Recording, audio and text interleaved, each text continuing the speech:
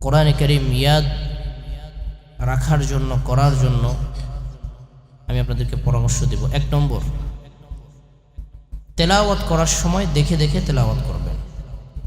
তাহলে প্রত্যেকটা হরফ, শব্দ, জুমলা, কালিমা, লফজ, আয়াত আপনার অন্তরে আল্লাহ বসিয়ে দিবেন। কিভাবে তেলাওয়াত করবেন? কথা বলেন। দেখে। সবকি ছাত্ররা কমপক্ষে 7 পারা, খতমি ছাত্ররা কমপক্ষে 10 পারা দৈনন্দিন রুটিন করে তেলাওয়াত করবেন।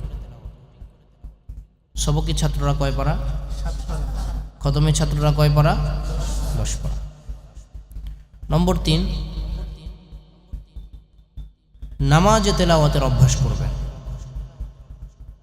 ধরেন আপনি আপনার ওস্তাদকে 100 খতম শোনাইছেন, আর 1 খতম সবাই যখন ঘুমিয়েছিল একাকী নামাজে দাঁড়িয়ে সরাসরি আল্লাহকে শোনাইছেন। আপনার কি মনে হয় কোনটার ফায়দা বেশি হবে? আল্লাহকে শোনানোর ফায়দা। এটার সাথে কোনো তুলনাই চলবে না। নামাজে 1 খতম তেলাওয়াত করা আর আপনার এইভাবে সারাদিন পড়া 1000 খতমের চেয়ে 1 খতম নামাজে উত্তম। বেশি বেশি নামাজে পড়বেন। মাদ্রাসার পক্ষ থেকে তো এটা রুটিনের অন্তর্ভুক্ত থাকা উচিত, হয়তো এখানে আছে অথবা আছে। আলহামদুলিল্লাহ, আলহামদুলিল্লাহ বলেন। কমপক্ষে 1 পারা দৈনন্দিন নামাজে তেলাওয়াত করতে হবে।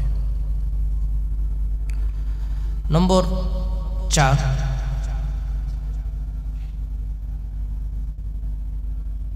হাঁটতে, বসতে, চলতে ফিরতে তেলাওয়াতকে নিজের অভ্যাসে পরিণত করতে হবে।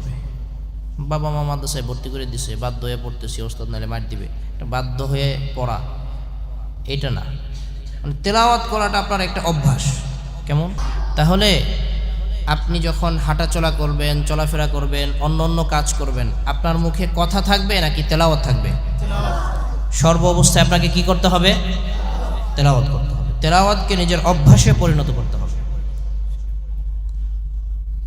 সর্বোপরি তাহাজ্জুদের নামাজে আল্লাহর কাছে চোখের পানি ফেলতে হবে, সেজদায় পড়ে আল্লাহর কাছে কান্নাকাটি করতে হবে যে হে আল্লাহ, বাবা মা ছেড়ে অনেক কষ্ট করে, আরাম আয়েশ ছেড়ে মাদ্রাসায় কষ্ট করে থাকছি, অনেক চাপাচাপি রয়েছে, সীমাবদ্ধতা রয়েছে, শত কষ্ট সহ্য করে মাদ্রাসায় আছি, শুধু আপনার এই কোরআনের ইলমের আশায় আমার অন্তরটাকে কোরআনের নূর দিয়ে আপনি নূরান্বিত করে দিন।